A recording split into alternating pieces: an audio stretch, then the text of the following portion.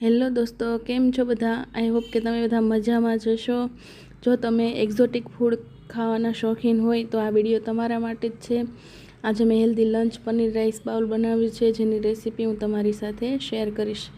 Recipe ગમે તો વિડીયોને લાઇક અને શેર કરવાનું ભૂલતા નહીં। ચેનલમાં નવા હોય તો ચેનલને સબસ્ક્રાઈબ કરી દેજો।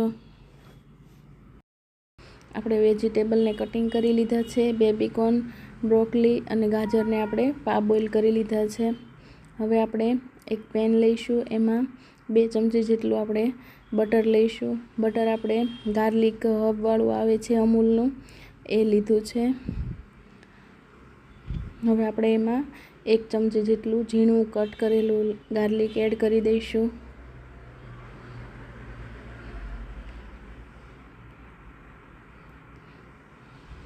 એક ચમચી જેટલો ચીલી ફ્લેક્સ અને 1 ચમચી જેટલો ઓરેગાનો એડ કરી દઈશું। આપણે સૌથી પહેલાં સિમ્પલ હબવાળા રાઈસ બનાવીશું।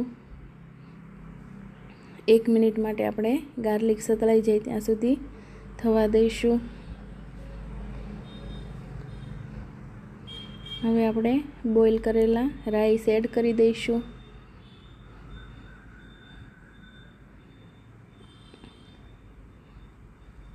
લીલા ધાણા કટ કરેલા આપણે એડ કરી દઈશું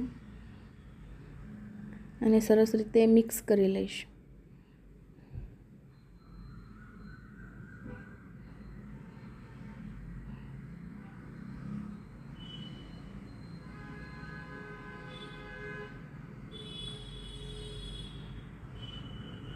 આપણા સિમ્પલ હબ રાઈસ રેડી છે।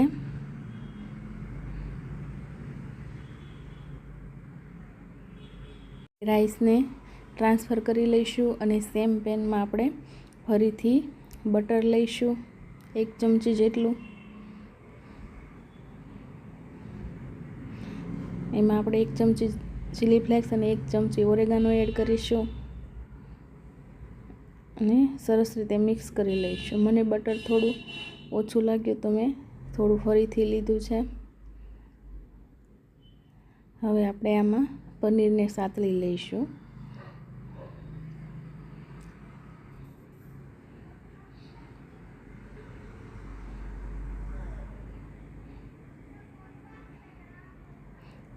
બંને બાજુ ગોલ્ડન બ્રાઉન થાય ત્યાં સુધી આપણે સાતળી લઈશું। ઉપરથી થોડું લાલ મરચું પાવડર એડ કરી દઈશું। હવે આપણે એને ટર્ન કરી લઈએ।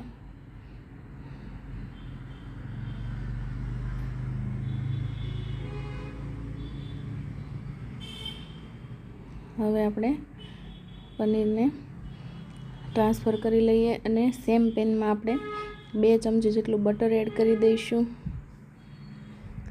અને શાકભાજી આપણે જે કટ કરેલા છે અને બોઇલ કરેલા છે એ એડ કરી દઈશું અને હાઈ ફ્લેમ પર એને સાતળી લઈશું।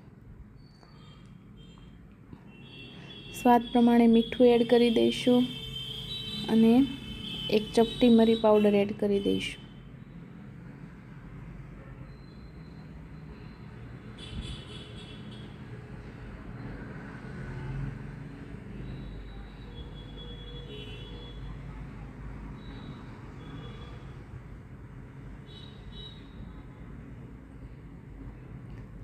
આ રીતે આપણે હાઈ ફ્લેમ પર સોતે કરી લઈશું।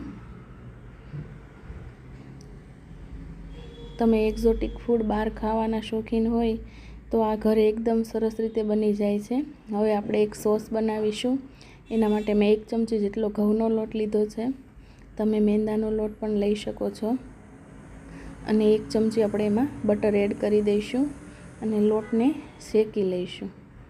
લોટ શેકાઈ જાય એટલે આપણે ફ્રીજમાં હોય એવું ઠંડુ એકદમ દૂધ એડ કરીશું।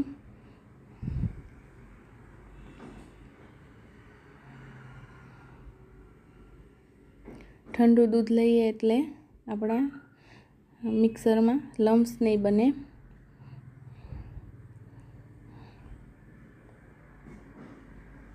આ રીતે આપણે વિસ્કની મદદથી મિક્સ કરી લઈશું। આપણે થોડું થોડું દૂધ એડ કરીશું, એકસાથે બધું નહીં એડ કરીએ।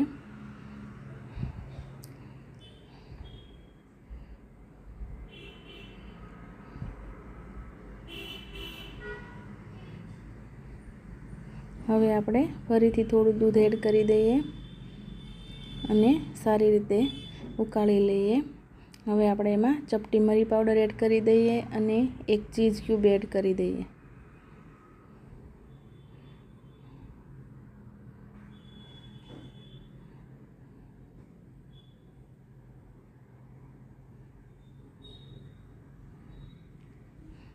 હવે થીક થાય ત્યાં સુધી આપણે એને ઉકાળી લઈશું અને વચ્ચે વચ્ચે આપણે એને ચલાવતા રહીશું જેથી નીચે બેસી ન જાય.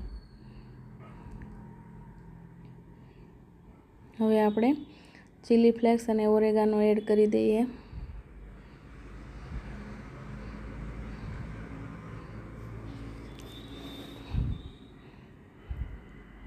થોડું મીઠું એડ કરી દઈએ.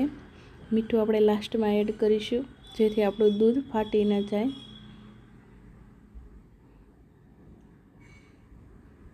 હવે આપણે 1 ચમચી શેઝવાન ચટણી એડ કરીશું જે ટોટલ ઓપ્શનલ છે. તમારે ના એડ કરવી હોય તો સ્કીપ કરી શકો છો.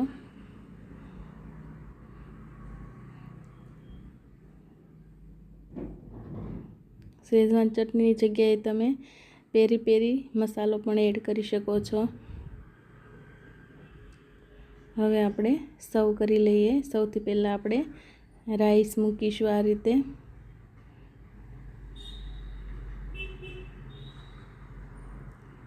હવે આપણે સોસ રાખીશું.